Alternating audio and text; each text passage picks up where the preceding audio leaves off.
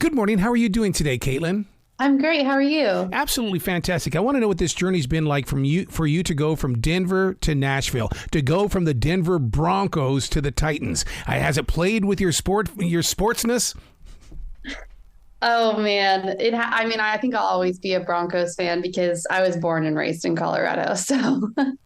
So Denver will always be home for me, but Nashville has been great. I've lived there for almost 3 years now, and I moved there during the height of the pandemic. So it was a weird time to enter the music industry. But it's been great, and it's really welcoming. And everyone's moving to Nashville. I think 90 people a day are moving to that city right now. It's pretty crazy. Yeah, but I think it's one of the main reasons why Charlotte's trying to get its own music identity as well, because everything here in the South is just on fire when it comes to music. I mean, even Atlanta has its own music scene. It's true. It's really true. I don't know what's happening. It's just that it seems like everybody is not. It's not that they're going for one genre. They're just being themselves because they've been inspired by so many genres of sound. That's so true. I feel like that's kind of who I am as an artist too. Is I blend genres a lot, and I think more than ever people are doing that.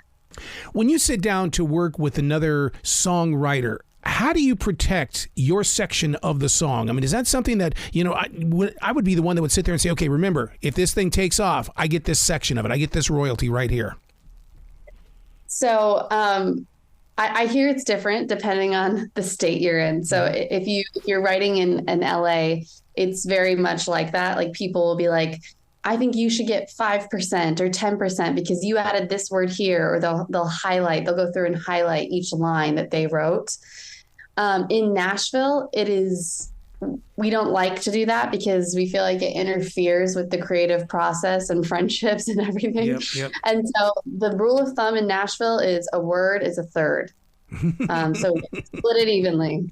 Yeah. See, I've always loved the idea that Nashville has its writing circles, and it's to become a part of one though. Is it like trying to become part of a fraternity?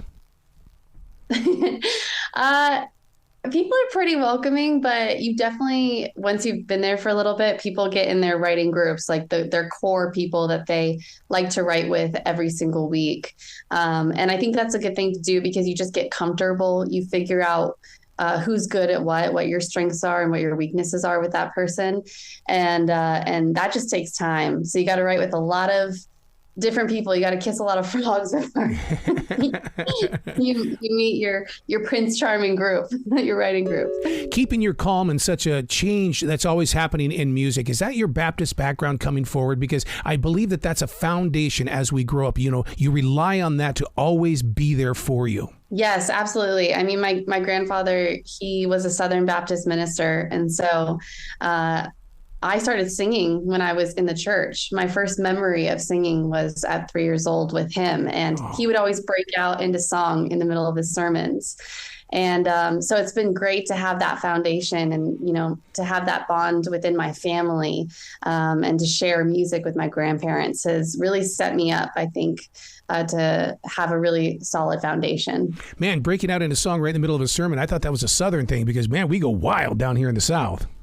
Oh, he's a Southern Baptist minister, so it is. It gets rowdy. Studying philosophy, I that inspires me because that means that you can break things down when it comes to who, what, where, why, when, and how is this song going to work, and why did it come to me in this moment? Yes. I think a lot of my songwriting is actually influenced by my degree. I like to think of things in different ways and in ways that other people probably never think about. I think, deep thinking is a wonderful thing, and I try to incorporate it into what I do now. Do you play the what comes first, the chicken or the egg type of thing when it comes to lyrics? I mean, do you grab the lyrics first, or does a song come to you first? The musicianship on that side of it, or do you have to come back and kind of somehow put them all back together? It's kind of weird. It's almost they happen like simultaneously for me. I kind of start humming something and start kind of spitballing weird whatever comes to my mind and then some of it sticks and some of it doesn't, but usually I'll have like a melody and I'll be singing like a little tune And then I get together with one of my co-writers who's a better guitarist than me. And he starts kind of matching chords up to whatever melody I'm humming or singing.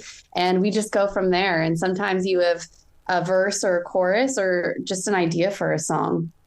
When you do that, are you sending tracks to each other? And because I mean that's one of the things that started happening, especially during the lockdown, because you said it was such strange times.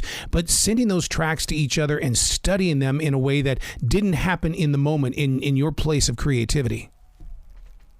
Yeah, I mean we sometimes we have Zoom rights, so. Yeah. We'll just get on Zoom with each other, and we have, how there's a delay sometimes in Zoom. Well, there's different apps you can use actually where you get real time. So I can sing along to the guitar, which is pretty cool. And so, if I'm traveling, if I'm in New York or LA, I can write with my co-writers back in Nashville. So it's Zoom and the pandemic have kind of changed the writing community, but it's pretty cool because we can do it from wherever. Speaking of that writing community, we're living music history right now with the Beatles appearing on Billboard's charts for the first time in 50 years with a song that was helped by AI. I mean, John Lennon sounds absolutely fantastic, but as that songwriter and as that musician, how does that affect your world? It's scary. Yeah. I do use like ChatGPT to help me with things in my industry, not with writing as much, but just, if I have a newsletter and I'll ask it to proofread, my stuff I put out. And so I think AI is a great tool, and it can help us with things that, we could do on our own, but it just saves us time. But as a writer, from a writer's standpoint, it's a scary thing, and I can understand why the writer's strikes are going on right now. Oh my God! And that's the one thing that why they're not signing the paper is because they can't settle on that AI technology. Yeah, and it's hard. I mean, especially when streaming came into play, and it became incredibly difficult for writers to make money at what we do, and so. It's a tough industry, and it's music is so important. And so I want us to get a fair share for the hard work that's put in.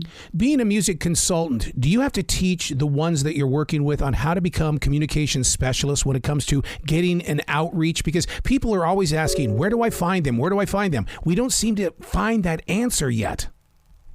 Right. Yeah, that's very true. I definitely help other artists in whatever way I can. I really do believe that if I've been somewhere before and I can help you and I can save you time and money, then I want to do that. What goes around comes around. When I hear that you produce your own music, are you the one behind that control board? I am. Nice. Yes. That's so nice. That's the nice thing about being an independent artist is you do get to be the driver, and you get to call the shots, which is pretty fun. And so it's nice because I feel like I'm creating my own type of sound that's really authentic to me, and just trying to stay true to that. Yeah, but it also means being up at 2-3 o'clock in the morning because it's just in the other room. Yes, absolutely. I'm a night owl, so it works out. I hear that a lot from songwriters that, 2 o'clock to you is like 12 noon.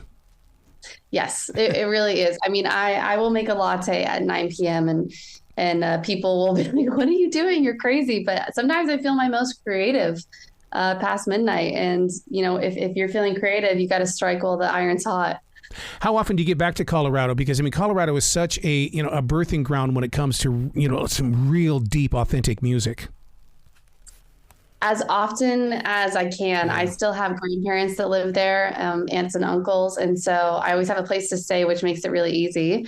And I'm actually planning a ski trip out there in about 3 weeks from now. So I'm very excited about that. Wow. Well, where can people go to find your music so they can hear your story as well as discover what you're doing? Because, you release things all the time. Yes, I actually just released a song last week. So I'm really excited to be putting out original music while I'm also on The Voice. And you can find me at Caitlin Quisenberry Music on Instagram and TikTok. And I also have a weekly newsletter I put out for creatives to inspire you that you can find in my bio. Do you believe that creativity is an addiction? I believe it's essential. Yeah.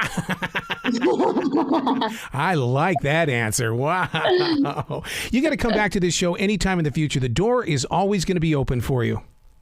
Thank you so much. It's been awesome talking to you today. Well, you be brilliant today, okay? Thank you. You too.